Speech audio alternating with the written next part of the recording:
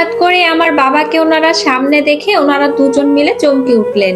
আমার শ্বশুর তখন আমার বাবাকে বলল, আরে বাবু তুই এখানে, কথা নেই বার্তা নেই, বিদেশ থেকে এক্ষুনি চলে আসলি যে, ব্যাপার কি? তখন আমার শাশুড়ি আমার বাবাকে বলল, নিজের টাকা খরচ করে তো যায়নি তো বিদেশে, গেছে তো আমার জমানো টাকা আর আমার গহনা বিক্রির টাকা খরচ করে। ইনকাম হোক বা না হোক, তার বিদেশ থেকে ফিরতে কি তার আর গায়ে লাগবে? আমার শাশুড়ি মায়ের এরকম খোঁচা মারা কথাবার্তা শুনেও আমার বাবা তার ভাইকে জিজ্ঞাসা করলেন, ভাইজান আমার স্ত্রী পিয়া কোথায়? আমার শ্বশুর তখন বললেন, তোর স্ত্রী পিয়া কোথায় দেখ। এক কথা বলে তিনি তার পকেট থেকে মোবাইলটা বের করে বাবার হাতে দিলেন। বাবা ওই কাজের ছেলেটার সাথে ভিডিওটা দেখার পরে নিজেকে আর কন্ট্রোল করতে পারছিল না। বাবার মনে হতে লাগলো অনেক বড় একটা পাথর বাবার বুকে কেউ চাপা দিয়ে রেখেছে। আমার শাশুড়ি আমার বাবাকে বলল, কতবার বলেছি চাকরের সাথে যা হওয়ার হয়ে গিয়েছে, অন্তত পেটের সন্তানের কথা চিন্তা করে বাবুর সংসার ছেড়ে তুমি চলে যেও না। কিন্তু কে শুনে কার কথা, আমাকে সাপ বলে দিয়েছে। আমি টাকার জন্য বিয়ে করিনি, স্বামীর সুখ আদর ভালোবাসা পাওয়ার জন্য আমি বিয়ে করেছি। সেই স্বামী যদি তার জীবন যৌবন প্রবাসেই কাটিয়ে দেয়, তাহলে আমার আর সংসার করে লাভ কি? তার চেয়ে বরং আমি এই চাকরের হাত ধরেই পালিয়ে যাই। এ কথা বলে আমাদের কাজের ছেলে ফাহিমের হাত ধরে তোর বউ এ বাড়ি থেকে চলে গিয়েছে। বড় ভাই আর ভাবির কাছ থেকে এমন কথা শুনে এবং নিজের চোখে মায়ের সাথে চাকরের ছেলেকে এইভাবে শুয়ে থাকতে দেখে বাবার বিশ্বাস না করে থাকতে পারলো না। হঠাৎ এরকম একটা ধাক্কা খাওয়ার কারণে আমার বাবা সাথে সাথে স্ট্রোক করে ফেলে। শুনেছি ওখানেই নাকি বাবার শেষ নিঃশ্বাস ত্যাগ হয়। এই ছিল আমার বাবার মায়ের কাহিনী। আমি সেই আমার ডিভোর্সি মায়ের প্রতিশোধ নিতে আমার কলেজ জীবন থেকেই আমার স্বামী বিজয়কে প্রেমের প্রস্তাব দিয়েছিলাম এবং আমার স্বামী বিজয় আমার টোপ লুফে নিল, যার ফলে আমি আজ এই বাড়িতে বউ সেজে বাসর ঘরে বসে আছি। আমি আজ বাসর ঘরে বসে আমার বাবা মায়ের অতীতের কথা ভাবছিলাম, তখন দেখলাম আমার স্বামী বিজয় এসে রুমের দরজা লাগিয়ে মিটিমিটি হাসতে হাসতে আমার সামনে এসে বসলো। আমি ওকে দেখে জিজ্ঞাসা করলাম, কি ব্যাপার, এরকম হাবলার মতন তুমি মিটিমিটি হাসছো কেন? আমার স্বামী বলল, অনেকের প্রেম পার্ক আর সিনেমা হল পর্যন্তই, কিন্তু বাসর ঘর পর্যন্ত অনেকের প্রেমই আসতে পারে না। সেদিক থেকে আমি সৌভাগ্যবান, কলেজ লাইফের প্রেমকে বাসর ঘরে এনে ছেড়েছি। আমি বললাম, আমিও ভাগ্যবান, আমি তোমার মতন একজন স্বামী পেয়েছি। আমার স্বামী বলল, তোমাকে আজকে অনেক সুন্দর লাগছে। আমি বললাম, প্রেম করার সময় তোমার মুখে এরকম কথা আমি অনেক শুনেছি, তাই পুরনো কথাগুলো নতুন ভাবে শুনতে এখন আর ভালো লাগছে না। আমার স্বামী বলল, কি করলে ভালো লাগবে? আমি বললাম, তোমাকে আমি একটা পরীক্ষা নিব। আমার স্বামী বলল, কি পরীক্ষা নিবে তুমি? আমি বললাম, তুমি তো আমাকে কখনো তালাক দিবে না। আমার স্বামী বলল, না, কখনো প্রশ্নই আসে না। আমি বললাম, আমার সবকিছুই তোমার আর তোমার সবকিছুই তো আমার, এই কথা তো তুমি নিশ্চয়ই মানো। আমার স্বামী বলল, হ্যাঁ অবশ্যই। আমি বললাম, আর আমাকে তুমি প্রচুর বিশ্বাস করো তাই না? আমার স্বামী বলল, সেটা কি আর নতুন করে তোমাকে বলতে হবে? তখনই আমি আগে থেকে লিখে রাখা একটা স্ট্যাম্প আর কলম আমার স্বামীর সামনে দিলাম। তাহলে তুমি চোখ বন্ধ করে এখানে একটা সিগনেচার করে দাও। আমার স্বামী আমার হাত থেকে স্ট্যাম্পটা হাতে নিয়ে পড়তে লাগলো। আমি বললাম, পড়তে হবে না, ওখানে কি লেখা আছে আমি তোমাকে বলে দিচ্ছি। ওখানে লেখা আছে, আমি বিজয় চৌধুরী, পিতা মমিন চৌধুরী, মা রাবেয়া চৌধুরী। আমার নগদ টাকার প্রয়োজন হওয়ায় দ্বিতীয় পক্ষের নাম জেসি চৌধুরী, পিতা বাবু চৌধুরী, মা পিয়া চৌধুরীর কাছ থেকে আমার পিতৃসূত্রে পাওয়া বসত ভিটা বন্ধক রাখিয়া নগদ 50 লক্ষ টাকা ধার নিলাম। আমার এরকম কথা শুনে আমার স্বামী অবাক না হয়ে পারল না। সে আমতা আমতা করে বলতে লাগলো, এসব কি বলছো জেসি তুমি আমাকে? আমি বললাম, তুমি আমাকে কতটুকু বিশ্বাস করো আর আমার প্রতি তোমার আস্থা কতটুকু, সেটাই এই বাসর ঘরে মেপে দেখছি। আমার স্বামী বলল, না না, তোমার উপর পূর্ণ আস্থা আমার আছে। এ কথা বলে আমার দেওয়া স্ট্যাম্পে আমার স্বামী সিগনেচার করে দিল। তারপর আমি বললাম, এই না হলে আমার স্বামী? পরদিন সকালবেলা সবাই ঘুম থেকে ওঠার আগে আমি ঘুম থেকে উঠে গেলাম। তারপর নিজে একা একাই ডাইনিং রুমে বসে আমি নাস্তা করছি আর আমি মনে মনে ভাবছি আমি আমার পিতামাতার প্রতিশোধ নিব। মাকে ঘরে কথা দিয়ে এসেছি, যেই বাড়ি থেকে তোমাকে বিজয়ের বাবা মা মিথ্যা ডিভোর্সের নাটক সাজিয়ে বের করে দিয়েছে, সেই ঘরে আমি তোমার প্রাপ্য সম্মান, তোমার প্রাপ্য অধিকার, সেই ঘরে তোমাকে আমি ফিরিয়ে আনবো। এ কথাগুলো ভাবতে ভাবতে এর মধ্যে আমার নাস্তা করা শেষ হয়ে গেল।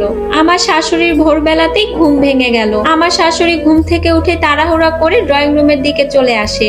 উনি ড্রয়িং রুমে এসে দেখলেন আমি সোফার উপরে বসে পায়ের উপরে পা তুলে সিগারেট টানছি। আমার শাশুড়ি এই অবস্থায় আমাকে দেখে ভূত দেখার মতন চমকে উঠলেন। আমি ওনাকে দেখে বললাম, কি হলো, এরকম করে আছেন কেন? আমার শাশুড়ি আমাকে বলল, মাগো তুমি কি আমার ছেলে বিজয়ের বউ জেসি, যার গতকাল রাতে আমার ছেলের সাথে বিয়ে হয়েছে? আমি বললাম, কেন, আপনার কি সন্দেহ লাগছে? আমার শাশুড়ি বলল, না সেটা না। আমাকে বলল, কিন্তু তুমি নতুন বউ, তুমি শ্বশুর বাড়িতে আসা প্রথম দিন ড্রয়িং রুমে বসে সোফার উপরে বসে পায়ের উপরে পা তুলে যেভাবে সিগারেট খাচ্ছ, তাতে তো মনে হচ্ছে তুমি ভূত কিনা তা আমি বুঝতে পারছি না। আমি বললাম, এখানে কেউ মরে ভূত হয়নি, তবে আমার কথা কেউ না শুনলে আমি তাকে মেরে ভূত বানিয়ে ছাড়বো। আমি বললাম, আপনি এরকম সাত সকালে কোথায় যাচ্ছেন? আমার শাশুড়ি তখন আমতা আমতা গলে আমাকে বলল, ওয়াশরুমে যাব, তাই আমি এখানে এসেছি। আমি বললাম, ওখানে আমার গোসলের কাপড় চোপড় রাখা আছে, আক্কেল করে ওগুলো ধুয়ে দিয়ে বেলকুনিতে শুকাতে দিবেন। আমার শাশুড়ি তখন বলল, এসব তুমি কি বলছো বৌমা? আমি তোমার শাশুড়ি, আমি তোমার কাপড় ধুয়ে দিব? আমি বললাম, আমি তো আপনাকে সতীন ভাবছি না, শাশুড়ি ভাবছি বলেই তো আমি এত কথা বলছি। তা না হয়তো ঘাট চেপে ধরে ওয়াশরুমে টেনে নিয়ে বাথরুমে কাপড় ধুতে লাগিয়ে দিতাম। আমার শ্বশুর যেন শস্যের মধ্যে ভূত দেখলেন। এমন কথা শুনে আমার শ্বশুর শাশুড়ি ভয় পেয়ে গেলেন। কেবল তো মাত্র শুরু, ওনাদের বুকে কম্পন তুলতেই তো আমি এই বাড়িতে বউ হয়ে এসেছি। আমার শ্বশুর তখন আমাকে বলল, দেখো মেয়ে, এটা কিন্তু তোমার বাবার বাড়ি নয়, এটা তোমার শ্বশুর বাড়ি, আর তুমি বিয়ের পর দিনই তোমার শ্বশুর বাড়িতে বসে সিগারেট খাচ্ছ।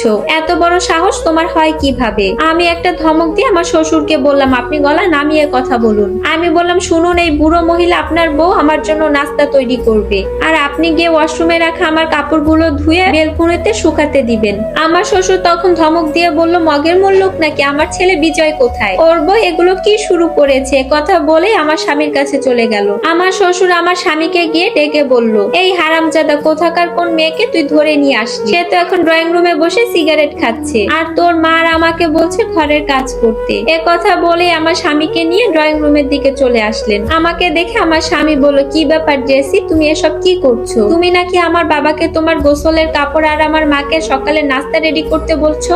আমি বললাম, হ্যাঁ বলেছি, তাতে সমস্যা কি? আমার স্বামী বলল, ওনারা তোমার শ্বশুর শাশুড়ি মা বাবার মতন। আমি বললাম, ওনারা আমার কাছে চাকর আর চাকরানির মতন, আর তুমিও আমার বিশ্বস্ত গোলামের মতন। আমার স্বামী তখন রেগে গিয়ে বলল, তুমি কিন্তু এবার বেশি লিমিট ক্রস করছো। আমি বললাম, তুমি গলা নামিয়ে কথা বলো, বিয়েতে দেনমোহর কত দিয়েছিল মনে আছে তোমার? পাশে দাঁড়ানো আমার শ্বশুর বলল, এই হারামজাদা বল, বিয়েতে তুই কত টাকা দেনমোহর লিখেছিস? আমি বললাম, 50 লক্ষ টাকা। তখন আমার শাশুড়ি চোখ বড় বড় করে বলল, সামান্য একটা বিয়েতে এত টাকা কেউ দেনমোহর লেখে নাকি? আমি একটা হাসি দিয়ে বললাম, দেনমোহর তো মাত্র 50 লক্ষ। এর বাইরেও আপনার ছেলে এই বাড়ি ভিটে সবকিছুই আমার কাছে বন্ধক রেখেছে। এই বাড়ি বন্ধক রেখে আমার কাছ থেকে নিয়েছে আরো 50 লক্ষ। তার মানে আমার দেনমোহরের 50 লক্ষ আর বাড়ি বন্ধক রেখে 50 লক্ষ টাকা, সব টাকা আমাকে দেওয়া না পর্যন্ত আপনারা সবাই আমার খেয়াল খুশি মতন চলবেন, অন্যথায় মামলা দিয়ে জেলে ঢুকিয়ে দিব। আমার মুখে এরকম কথা শুনে ওনারা সবাই ভয় পেয়ে যে যার মতন আমার কথা মতো কাজ শুরু করতে লাগলো। আমার শাশুড়ি গিয়ে রান্নাঘরের চুলা জ্বালিয়ে দিল। আমাকে বিয়ে করানোর আগে নাকি এই ঘরে একটা চাকরানি ছিল, যেহেতু আমাকে বিয়ে করিয়ে এনেছে সেহেতু আমাকে দিয়ে ঝিয়ের কাজ করানো যাবে, সেই উদ্দেশ্যে চাকরানিটাকে বিদায় করে দিয়েছিল। এখন আমি এসে উল্টো ওনাদেরকে দিয়ে ঝিয়ের কাজ করাচ্ছি। কেন করাচ্ছি সেটা অনেকেই জানেন না, তারা একটু পরে বুঝতে পারবেন। আমার শাশুড়ি অনেক কষ্ট করে রুটি বেলতে লাগলেন, আর অন্যদিকে আমার শ্বশুর আমার গোসল করে রাখা কাপড়গুলো ধুয়ে দিতে লাগলেন। উনি বুড়ো মানুষ, পারছে না, তবু অনেক কষ্ট করে আমার কাপড়গুলো ধুয়ে দিচ্ছে। ভাবছেন আমি এতটা পাষাণ কি করে হই? ওনারাই আমাকে এতটা পাষাণ নির্দয় হতে বাধ্য করেছেন। আমি বিকেল বেলা খাওয়া দাওয়া সেরে আমার মাকে কল করেছিলাম। গতকাল থেকে আমার মায়ের সাথে কথা বলা হয়নি, তাই আমি আমার মায়ের সাথে কথা বলছিলাম। তখন আমার শ্বশুর শাশুড়ি আমার পা চেপে ধরে বলল, মা রে, এখন পাপের শাস্তি তুমি আমাদেরকে দিচ্ছ। আমি বললাম, সে কথা জানতে হলে আপনাদেরকে বিকেল পর্যন্ত অপেক্ষা করতে হবে। বিকেল বেলা আমি ড্রয়িং রুমে বসে আছি, এমন সময় দরজা খোলার শব্দ পেয়ে আমরা সবাই দরজার দিকে তাকালাম। আমার মাকে এত বছর পর ঘরে ঢুকতে দেখে আমার শ্বশুর শাশুড়ি চমকে উঠলো। আমার শ্বশুর তখন বলে ফেললো, বাবুর বউ তুমি এখানে? আমার মা বলল, হ্যাঁ আমি, আর জেসি হচ্ছে আপনার ছোট ভাই বাবুর একমাত্র সন্তান। আমার শ্বশুর শাশুড়ি আর বুঝতে বাকি রইল না আমি ওনাদেরকে কিসের শাস্তি দিচ্ছি, তাই ওনারা দৌড়ে এসে মাকে ধরে বলল, বোন তুমি এখন আমাদেরকে বাঁচাও, একমাত্র উপরে আল্লাহর নিচে তুমি ছাড়া আমাদেরকে আর কেউ বাঁচাতে পারবে না।